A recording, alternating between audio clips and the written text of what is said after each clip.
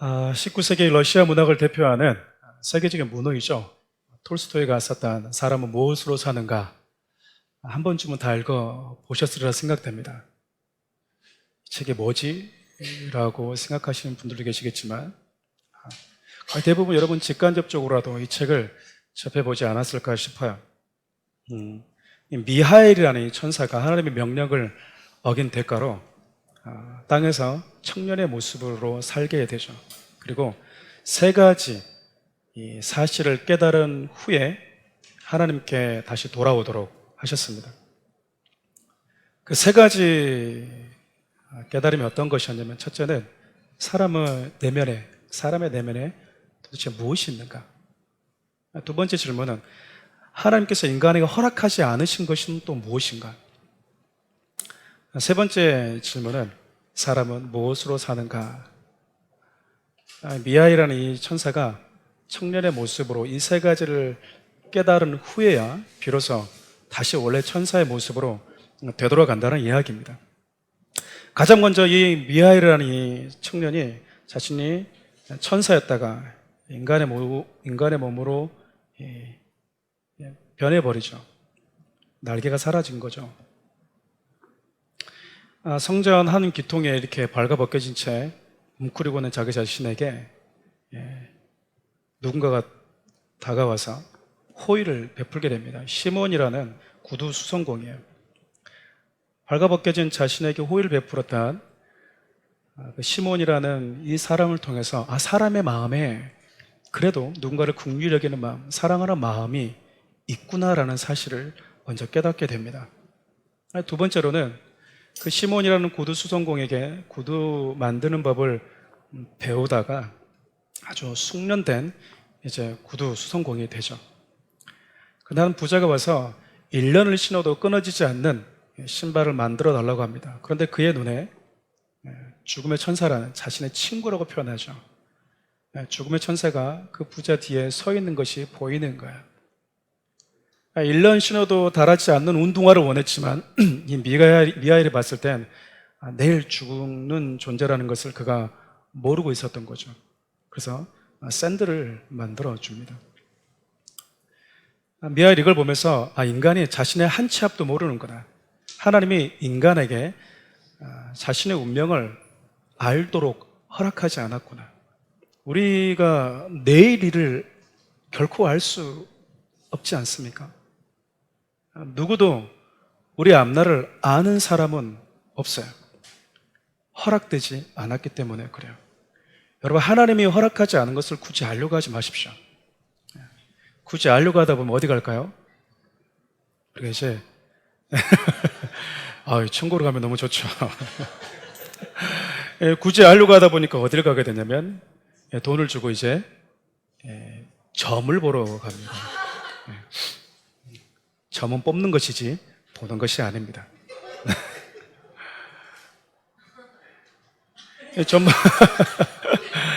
점 보러 가서 이제 뭐 하는 겁니까? 나의 앞날을 좀 보여달라는 거죠. 불안하니까. 하나님은 내일 무슨 일이 벌어질지도 우리에게 가르쳐 주지 않으셨어요. 왜냐하면 끝까지 하나님을 신뢰하는 존재로 그 자세로 하나님 있기를 원하시거든요. 사람이 부유해지고 내일을 다 알게 되고 내일 무슨 일이 벌어질지 운명처럼 알게 되면 사람은 하나님을 찾지 않습니다. 습성상 그래요. 그래서 인간은 감기라도 걸려야지 주여 찾는 존재가 인간이에요.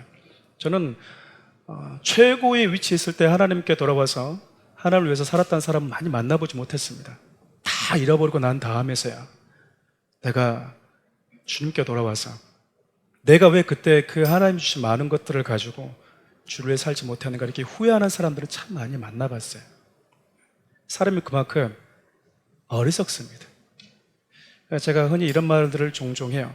담배는 몸에 해롭습니까? 유익합니까? 해롭습니다. 뜨끔하신 분들이 계시겠지만 해롭습니다. 이 사실을 아는 것이 지식이라고 그래요. 지식. 지혜는 무엇인가? 해롭기 때문에 담배를 피지 않는 것이 지혜다라고 이야기를 합니다.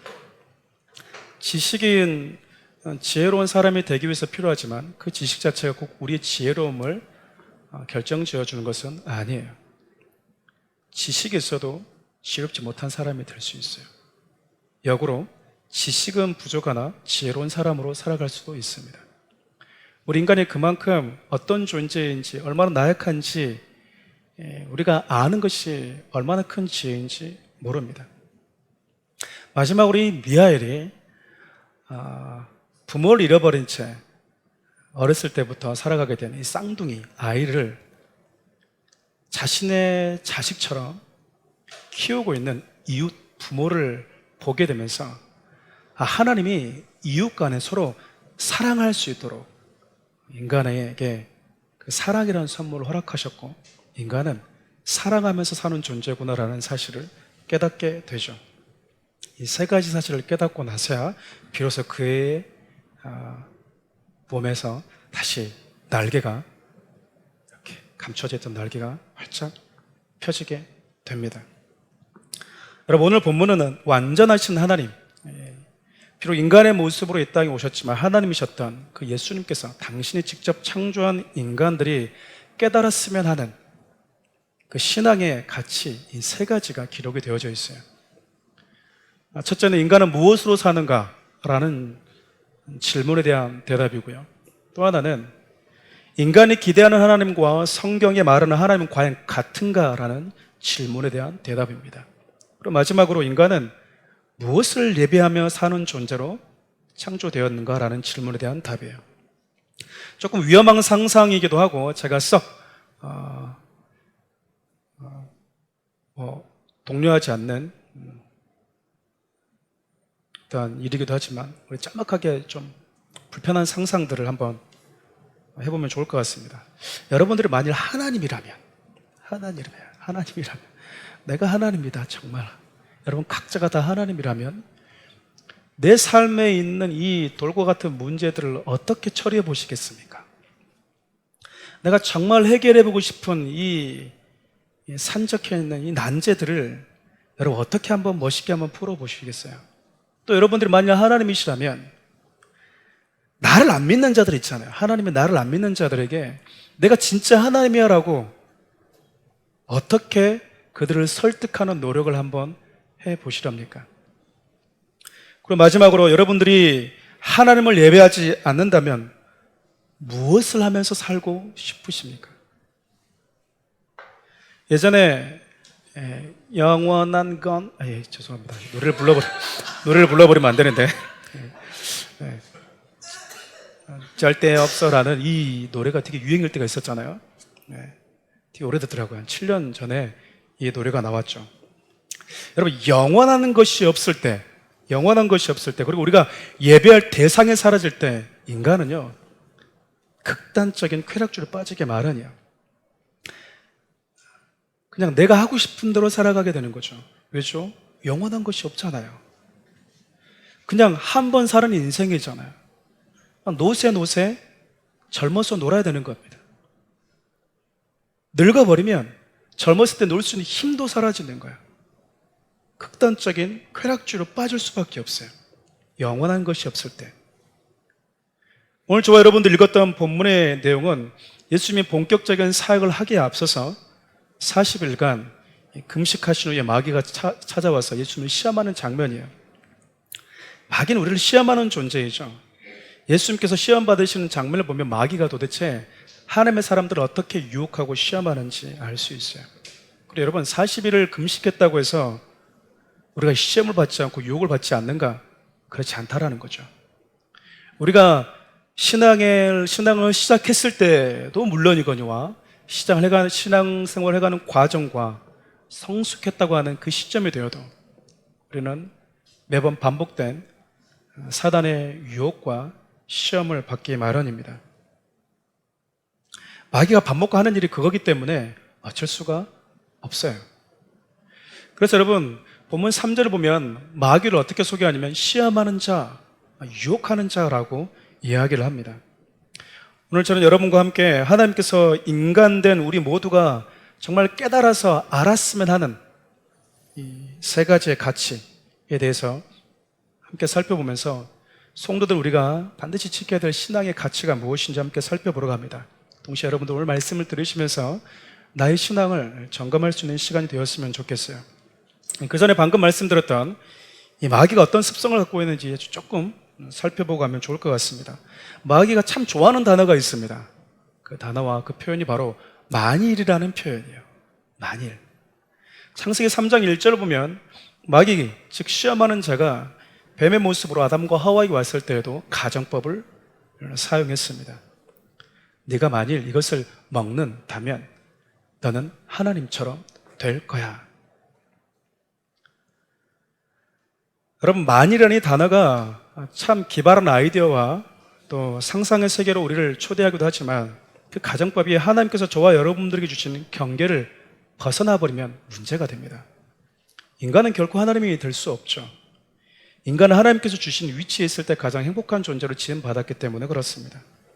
여러분, 모든 인간의 저주와 죽음이 이 진리를 겸손하게 인정하고 받아들이길 거부하는 데서부터 시작됐어요.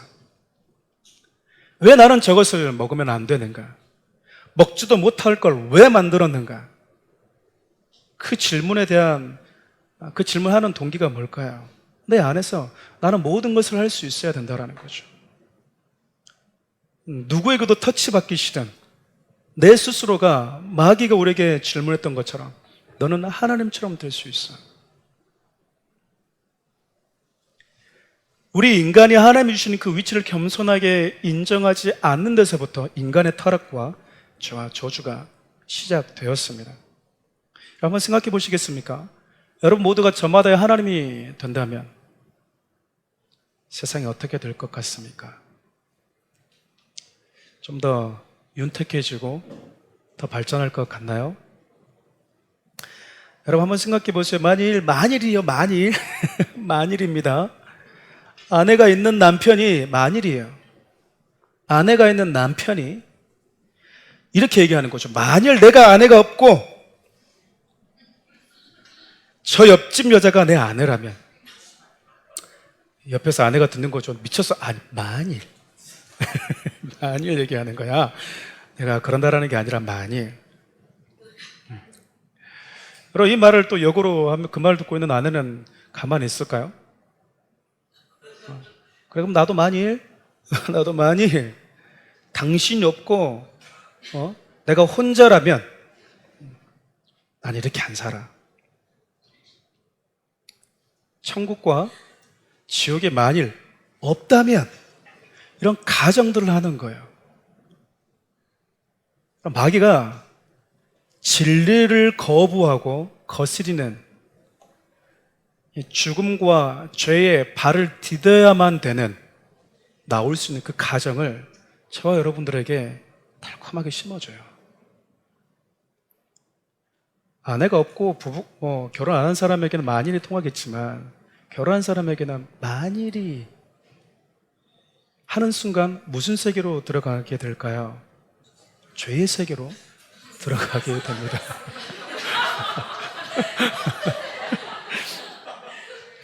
그래서 여러분 마귀가 주는 이 가정법에 미혹이 되면요, 마귀가 만들어 놓은 세계가 있어요. 마귀가 만들어 놓은 그 세계로, 아주 판타스틱한 그 세계로 빠져버립니다. 그곳에서 내가 주인공이 돼요. 그곳에서는 누구도 나를 터치하는 존재가 없어요. 내가 할 수 있는 모든 욕망을 탐닉합니다. 그게 옆집 아내가 됐든 앞집 아내가 됐든 뒷집 남편이 됐든 상관이 없어요. 내 상상 속에서 그가 만들어 놓은 그 세계 속에서 마음껏 즐기다가 나오는 거예요. 깨어나면 아줌마 몸매, 아저씨 몸매가 하고 있는, 결혼하기 전에 보지 않았던 이상한 사람이 뭐예요? 딱 옆에 있는 거죠. 예뻤던 그 몸매를 가지고 있던 아내가 아니라 아줌마 몸매, 근육이 난무했던 남편이 아니라 이제는 펑펑한 남편이 다시 그 세계로 돌아가고 싶은 거예요. 할 수 있으면 중독을 통해서, 술 취함을 통해서, 혹은 약을 통해서라도 그 세계에 들어가서 그 즐거움을 다시 누리고 싶어 하는 거죠. 하나님께서 각자에게 정해주신 위치를 벗어나게 하는 이 만일이라는 것이 바로 죄와 직결이 된다는 거예요. 가끔 성도들이 그럼 이런 질문을 던질 수 있을까요? 목사님, 생각도 마음대로 못합니까? 생각 마음대로 할 수 있습니다. 자유죠. 그렇지만 그 생각이 저와 여러분들의 영혼을 사냥하기 위해서 들어오는 어둠의 영에게 문을 열어주는 것 같은 자살 행위라면 우리는 다시 곰곰이 생각해 봐야 돼요. 내 생명과 내 영혼을 팔아가면서까지 그 즐거움이 과연 가치가 있는가 스스로에게 질문해 보아야 되는 것이죠. 그리고 우리 아버지라고 하신 하나님은 결코 그 부분들을 저와 여러분들이 용납하지 않습니다. 여러분, 자녀가 있으신 분들은 더더욱 그럴 거예요. 자녀의 생명과 결부된 부분에 있어서는 부모는 타협하지 않아요. 자녀가 할 수 있는 모든 부분들을 허용해 주는 게 결코 좋은 부모가 아니라는 거죠. 때문에 만일 누군가가 저와 여러분들에게 이 만일이라는 가정법을 가지고 손쉽게 접근하라고 할 때 저와 여러분들은 민감하게 반응해야 돼요. 분별하실 수 있으시겠습니까? 네. 여기 빠져버리면 안 돼요. 빠져버리면 안 돼요. 여러분, 우리가 읽었던 이 본문의 말씀을 보면 마귀가 예수님, 즉 하나님이신 예수님께도 똑같은 논리를 가지고 들어와요. 아주 교묘한 논리야. 전제 자체가 틀렸어. 근데 그걸 논리란답시고 가지고 들어오는 거예요. 그래서 예수님께 이렇게 질문합니다. 네가 만약 하나님이라면. 여러분, 예수님은 하나님이시죠. 단 한 번도 그분이 하나님이 아니신 적이 없었어요. 그분이 인간의 모습을 입고 이 땅에 오셨을 때에도 그분은 완전한 하나님이셨습니다. 그런데 마귀가 마치 전에는 하나님이 아니었던 것처럼 혹은 지금은 하나님이 아닌 것처럼 가정법을 가지고 예수님께 말하고 있는 거예요. 그렇게 진리를 거부하는 종류의 만일이라는 단어를 좋아하는 마귀가 예수님께 던졌던 첫 번째 질문이 사람은 떡이 있어야만 사는 존재야. 떡 없으면 사람은 살지 못해. 마귀의 논리를 근거로 성도들은 우리가 가져야 될 첫 번째 신앙의 가치는요, 돌을 떡으로 만들어 달라는 식의 신앙을 버려야 돼요. 많은 이들이 신앙생활을 한다고 하지만 마귀가 예수님께 질문했던 식의 신앙관을 가지고 살아가는 분들이 적지 않습니다. 예를 들면 이런 것이죠. 하나님, 당신이 살아계시다면,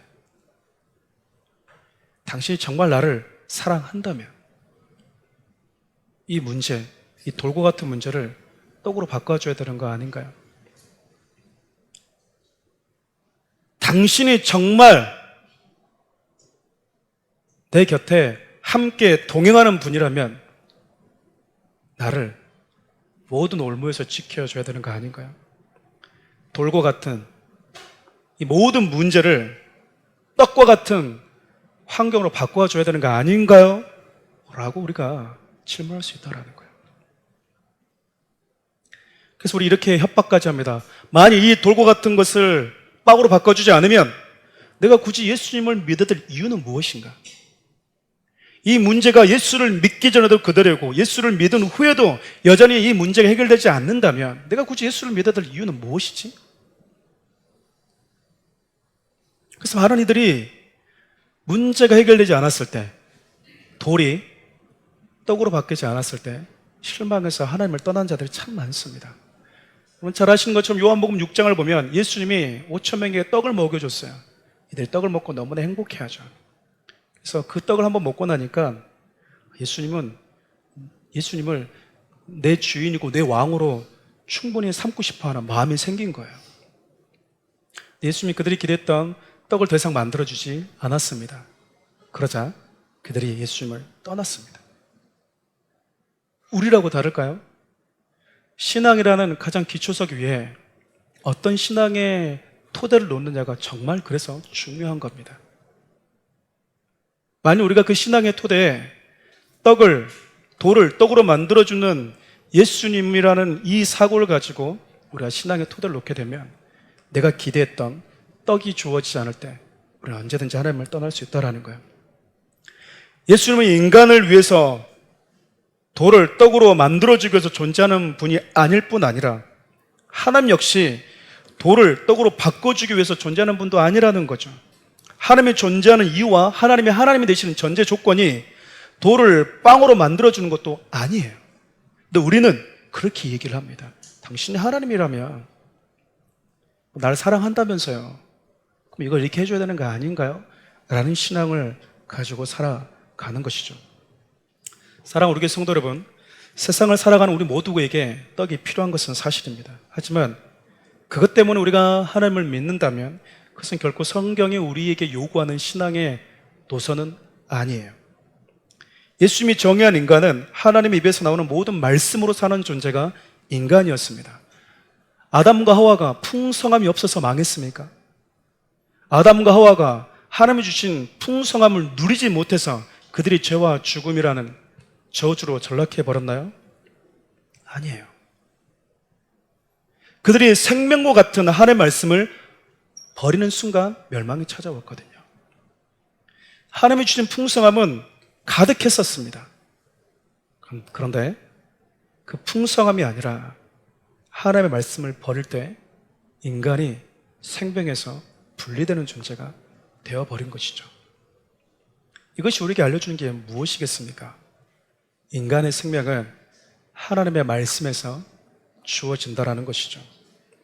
때론 내가 기대하는 상황이 주어지지 않고 내 뜻대로 일이 잘 풀리지 않아도 하나님께서 내게 주신 그분의 메시지에 주목하면서 모든 상황을 견뎌내가는 것이 신앙, 생활이라는 겁니다. 교회에 와서 우리가 예배하고 찬양하는 거 너무 중요한 형식이에요. 그러나 그 형식 자체가 성경에서 요구하는 신앙의 내용까지 담보로 해주는 건 아니에요.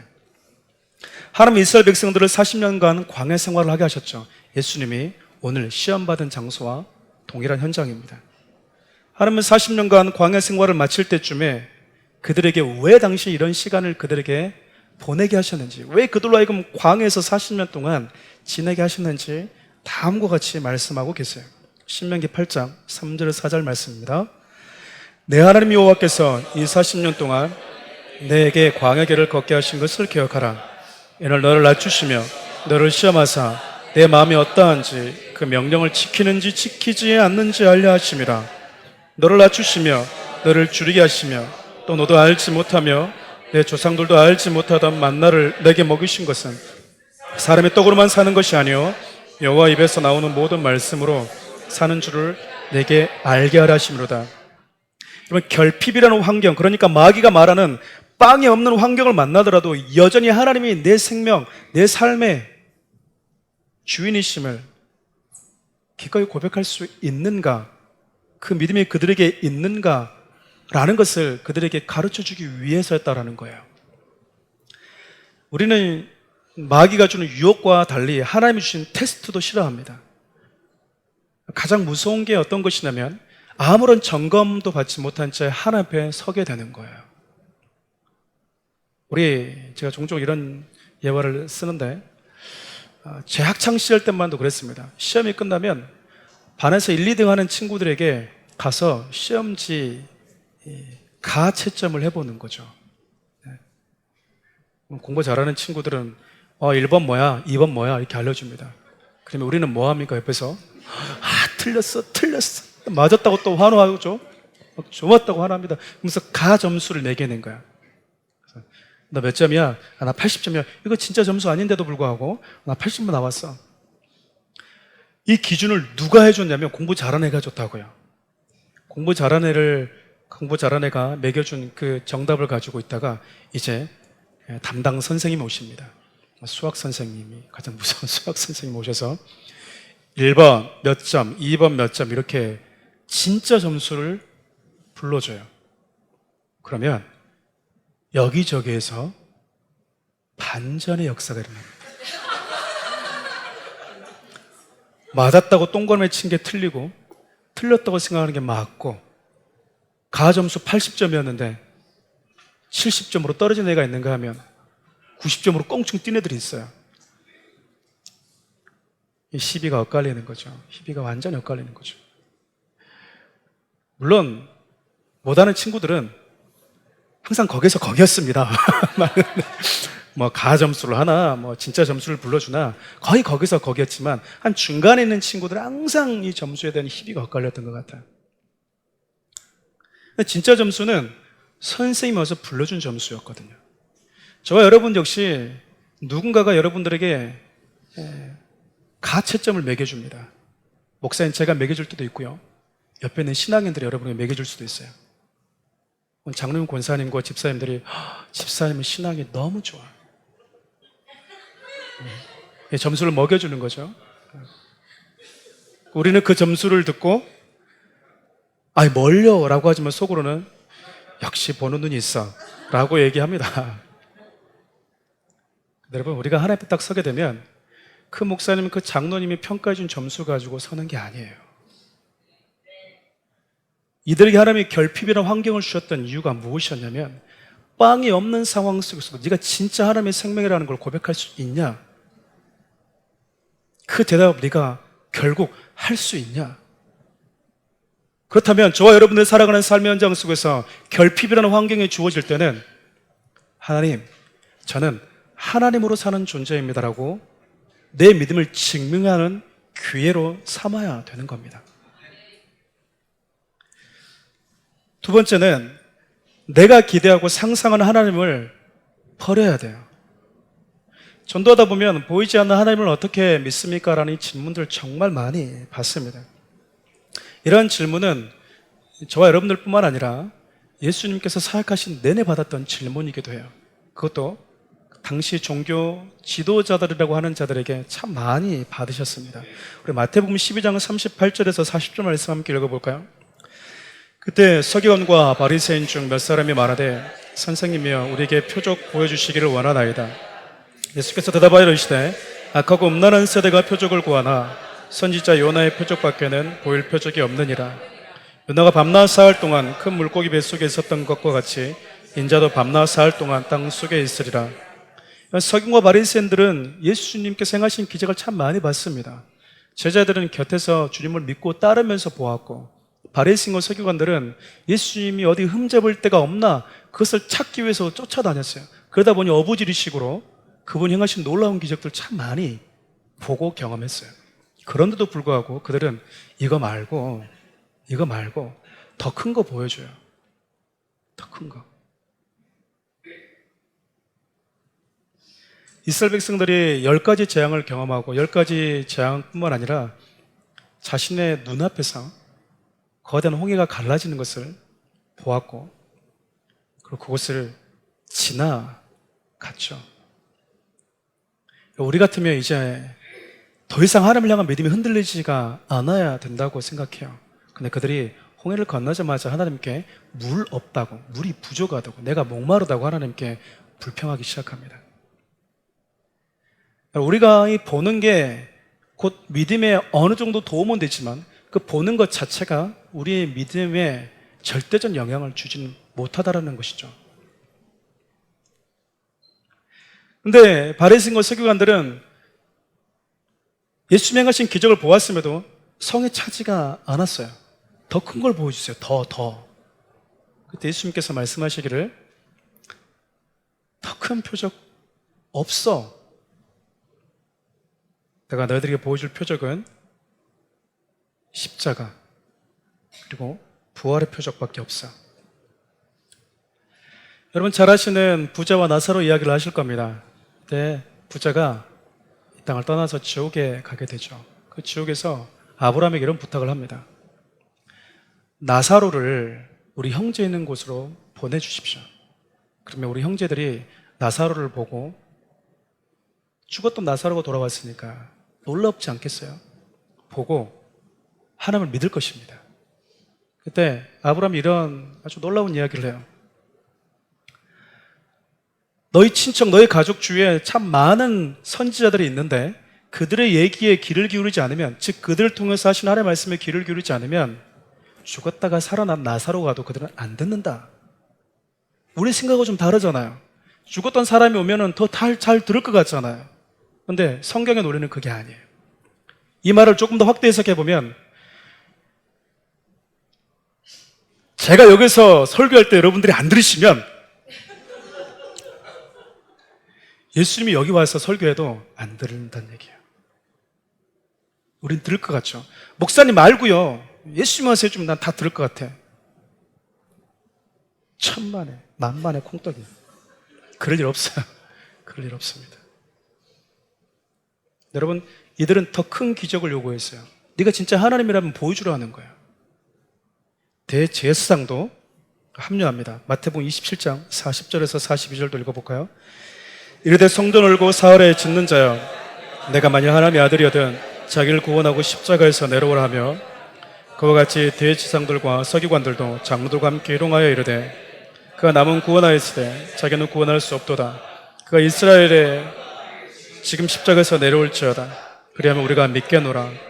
사단이 했던 똑같은 가정법이죠. 네가 내려오면 믿겠다라는 거죠. 십자가에서 무기력하게 죽지 말고 뛰어 내려오면 네가 진짜로 구원자이고 또 우리를 구원할 수 있는 능력이 있다고 내가 믿을게. 그들이 기대했던 예수님은 십자가에서 힘없이 매달려 죽는 하나님이 아니었어요. 어떻게 십자가에서 저주받은 하나님을 믿을 수 있겠는가? 유대인들에게는 그게 큰 도전이었거든요.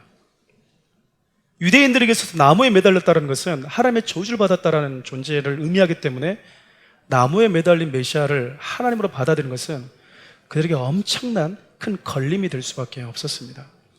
그러면 저와 여러분들에게도 내가 예수님을 믿지 못하는 커다란 나름대로의 저마다의 걸림돌이 있지 않겠어요?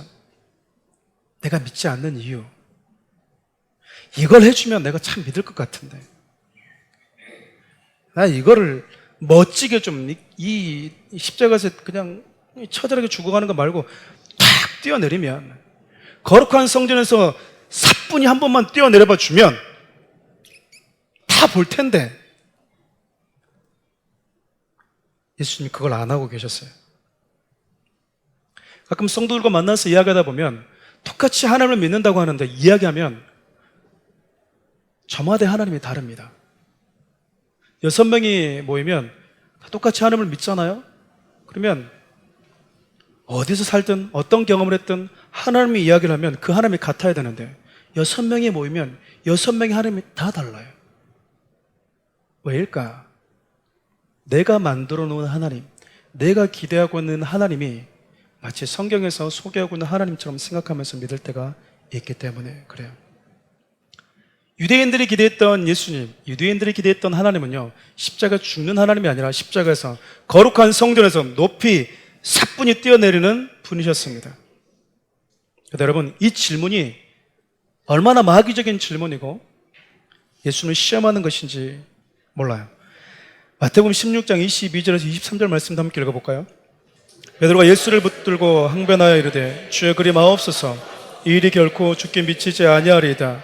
예수께서 돌이키시며 베드로에게 이르시되 사단아 내 뒤로 물러가라. 나는 나를 넘어지게 하는 자로다. 내가 하나님의 일을 생각하지 아니하고 도리어 사람의 일을 생각하는도다. 마귀는 십자가 없는, 그래서 여러분 24절 읽지 않았지만 24절 말씀 보면 자기 십자가를 지고 따르라고 이야기해요. 마귀는 십자가 지는 삶을 요구하지 않습니다. 십자가 지는, 그리고 십자가 지는 삶을 요구하는 예수를 우리에게 가르쳐 주지 않아요. 대중이 요구하는 예수는 그런 예수가 아니에요. 마귀는 십자가 없는 편안한 신앙생활, 언론과 대중들이 성경이 말하고 있지 않은 예수를 저와 여러분들에게 심어줍니다. 그러나 성경은 처음부터 끝까지 구시대적 발상이라고 하더라도 예수 그리스도의 십자가, 그 십자가를 통해서 우리를 구원하신 하나님에 대해서만 이야기를 하고 계세요. 사랑하는 우리 성도 여러분, 우리가 기대하고 믿고 싶었던 예수님이 아니라 성경이 말하고 있는 예수님을 바라보아야 됩니다. 우리가 원하는 믿음이 아니라 성경이 말하는 믿음을 가져야 된다는 거죠. 신앙생활을 하는 것도 중요하지만 신앙생활을 제대로 그리고 잘하는 것은 더 중요하기 때문에 그래요. 마지막으로 재물과 이 세상의 영화가 아닌 하나님만을 예배하는 신앙생활을 추구해야 됩니다. 마귀가 세 번째로 예수님을 시험했을 때 순식간에 지극히 높은 산으로 예수님을 데려갑니다. 그리고 천하만국을 보여줘요. 그리고 자신에게 경배하면 이 모든 것을 주겠다라고 이야기합니다. 거짓말입니다. 처음 아담과 하와에게 했던 말처럼 거짓말이었습니다. 네가 이거 먹으면, 네가 하나님의 말씀을 떠나면 너는 하나님이 너를 창조했던 것과 비교할 수 없는 신분 상승이 된다는 거예요. 한 단계 업그레이드 될 거야. 네가 지금 누렸던 것과 상상할 수 없는 것을 누리게 될 거야. 그러니까 너는 하나님이 되어라. 너도 하나님이 될 수가 있다. 왜 자꾸 예배자로 살아가려고 하냐? 예배 대상이 되어라. 라고 유혹했어요. 하나님이 되고 싶다는 이야기는 내가 예배자에서 예배 대상이 되는 거죠. 이것은 결코 일어날 수 없는 일입니다. 거짓된 가정법이죠. 아담이 예배자가 아니라 예배 대상이 되고자 했을 때 그가 많은 것, 더 나은 것을 얻은 것이 아니라 다 잃어버렸습니다. 하나님을 예배했던 자가 마귀의 유혹에 빠지니까 하나님이 막상 되려고 했는데 하나님 말씀을 벗어나니까 내가 마귀를 예배하고 있게 되어버린 거예요. 역설이죠. 나는 하나님을 예배하지 않고 내가 하나님이 될 거야, 그런 거 없습니다. 마귀가 정말 우리를 하나님으로 만들어준 게 아니라 자기에게 굴복하는, 자기를 예배하는 존재로 전락시켜버렸어요. 가끔 성도들 가운데 하나님보다 더 다른 것을 추구하며 여기며 살아가는 성도들이 있습니다. 그것을 예배하면서 살아가는 거죠. 예배한다는 게 별 다른 거겠습니까? 앉으나 서나 그것 생각, 앉으나 서나 그것 생각. 여러분들이 생각하는 그것, 수많은 시간과 수많은 물질을 쏟아부어도 아깝지 않은 그것, 그게 여러분들이 가장 많이 예배하고 있는 거예요. 근데 그 모든 것들은 이 세상에는 그 어떤 피조물도 우리 예배의 대상이 될 수 없습니다. 돈과 명예, 권력, 인기, 지식, 그 어떤 아름다움까지. 근데 마귀는 우리가 예배될 대상을 바꿔버립니다. 자꾸 바꿔요. 그때 예수님께서 이렇게 말씀하시죠. 10절 말씀인데, 예수께서 말씀하시되 사탄아 물러가라. 기록되었을 때 주 너희 하나님께 경배하고 다만 그를 섬기라 하였느니라. 분명하게 누구를 예배해야 되는 존재인지, 인간이 창조되었을 때 인간은 누구를 예배해야 되는지 하나님이신 예수님께서 인간의 몸을 입고 분명하게 보여주고 있는 거예요. 당신이 예배받아야 될 대상임에도 불구하고 인간의 몸을 입고 계실 때 인간은 누굴 예배해야 되는지 가장 아름다운 모델로 보여주신 겁니다. 그럼 솔로몬을 아실 겁니다. 인간이 정복하기 힘든 정상에 누구보다 가장 많이 올라보았던 사람이죠. 솔로몬은 지식의 산, 재물의 정상, 건축과 예술의 산, 에로스라는 감정의 산, 명예와 최고의 권력이라는 정상에 다 가보았던 사람이에요. 저와 여러분들이 태어나서 그거 한번 가보고 싶은 거잖아요. 우리 그 산에 하나라도 좀 정복해보고 싶은데, 우리 모든 사람 죽기 전까지 솔로몬이 올랐던 정상 하나도 정복하기가 쉽지 않아요. 근데 솔로몬은 정말 많은 정상들을 다 가보았습니다. 그리고 그가 내린 마지막 결론이에요. 전도서 12장 13절과 14절 말씀을 표준 성경으로 함께 읽어볼까요? 할 말은 다 하였다. 결론은 이것이다. 하나님을 두려워하여라. 그분이 주신 계명을 지켜라. 이것이 바로 사람이 해야 할 의무다. 하나님은 모든 행위를 심판하신다. 선한 것이든 악한 것이든 모든 은밀한 것을 다 심판한 것이다. 인간이 가지고 싶었던 그 모든 것을 다 가져보았던 솔로몬이 내린 결론이 무엇이었냐면, 인간이라는 존재는 그 많은 것들을 다 가져도 만족스럽지 못하고 그것들을 예배하기 위해서 인생을 허비하는 존재가 아니라 하나님을 예배하는 존재로 지음받았더라. 그리고 하나님이 주신 단 한 번뿐인 인생을 그분 앞에 설 때 어떻게 살아고 왔는지 우리 주님이 선악간에 물으실 것이다.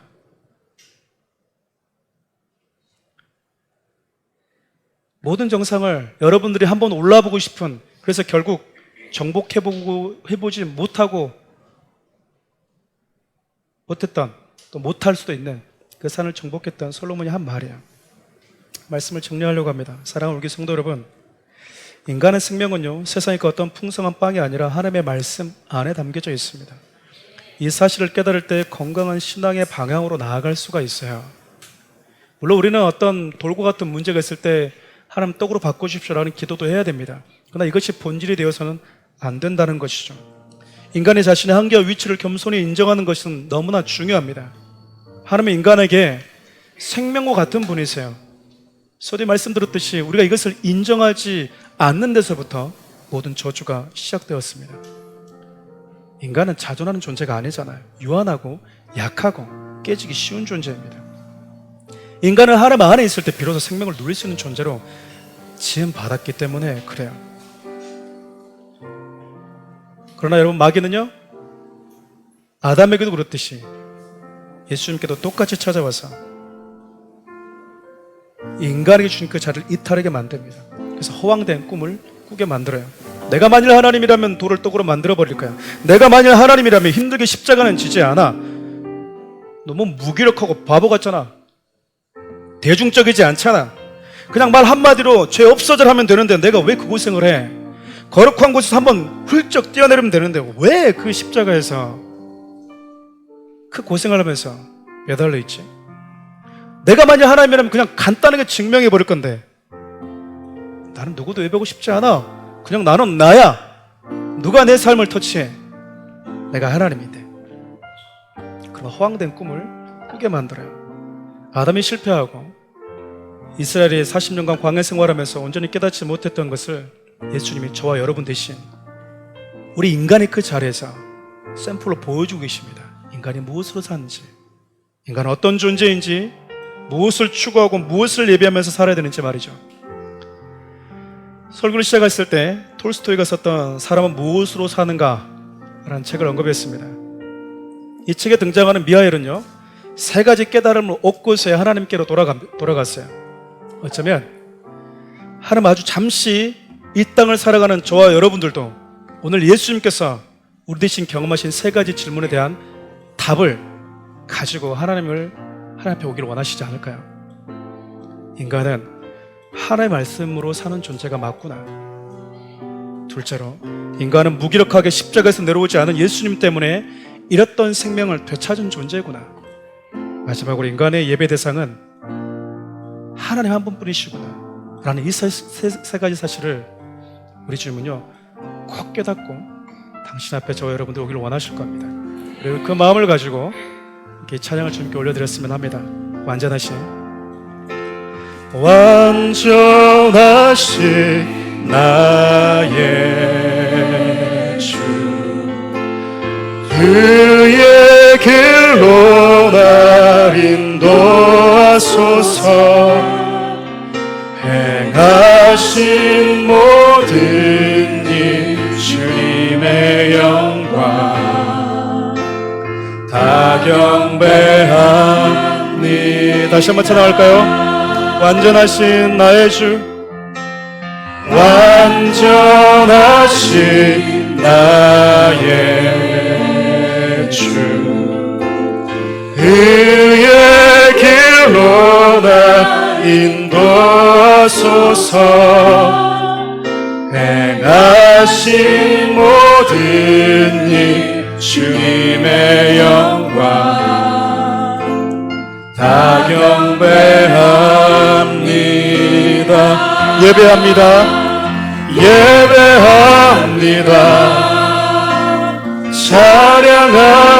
찬양합니다. 주님만 날 다스리소서. 예배합니다.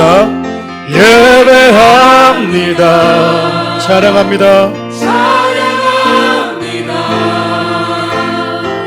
주님 홀로 높인 나를. 예배합니다. 찬양합니다. 예배합니다. 찬양합니다. 주님만 날 다스리소서.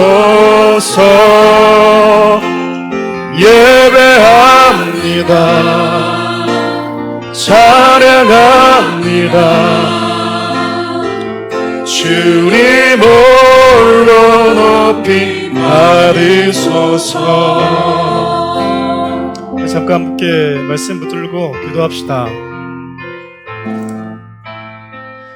세 가지 사실을 우리가 깨닫지 못하고 하나님 앞에 선다면 참 너무나 많은 후회를 하게 될 것 같지 않아요? 하나님의 말씀이 정말 내 생명이었구나.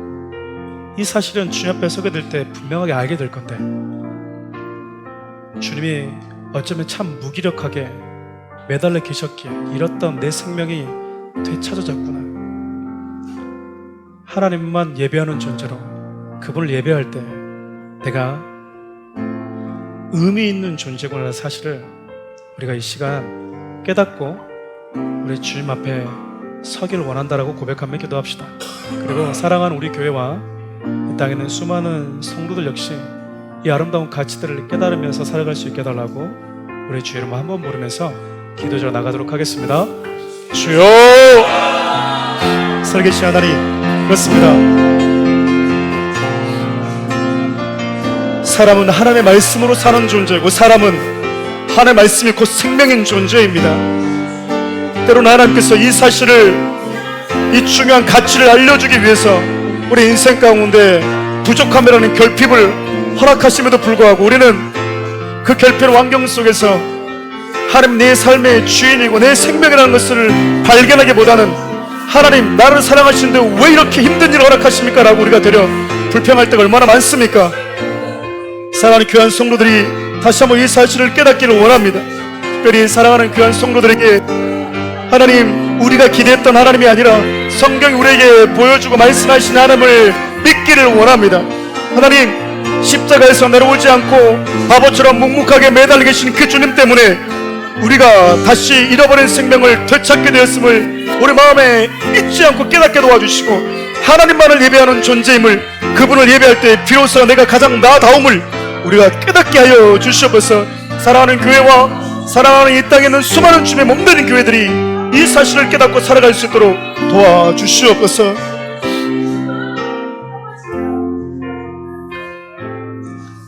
하나님, 우린 결핍이라는 환경을 만날 때 나를 사랑하시면서 왜 이런 일들 나에게 허락하십니까? 라고 불평만 했지. 부족함과 결핍이라는 환경 속에서 하나님이 말씀으로 사는 존재가 나이구나라는 것을 우리가 더디 깨달을 때가 있습니다. 바보처럼 사람들의 조롱을 다 참아내시면서까지 십자가에 묵묵히 매달려 계신 주님으로 인해서 잃었던 생명을 되찾았고요.